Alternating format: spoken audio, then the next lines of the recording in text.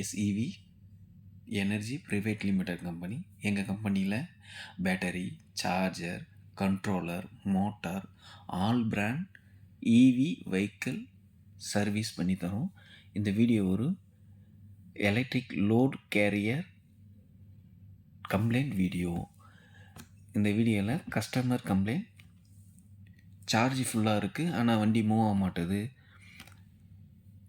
அப்படின்னு சொன்னாங்க. நம்ம போயிட்டு செக் பண்ணி பார்த்ததில் சார்ஜ் ஃபுல்லாக தான் இருக்குது. நம்ம உட்காந்து மூவ் பண்ணி பார்த்தோம்.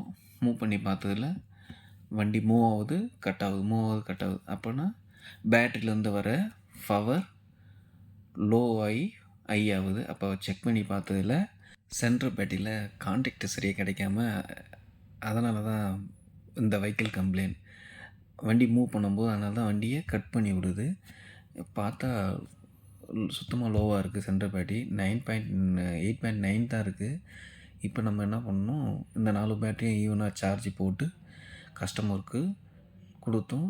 வண்டி பக்காவாக இருக்குது. Customer very happy. தேங்க்யூ.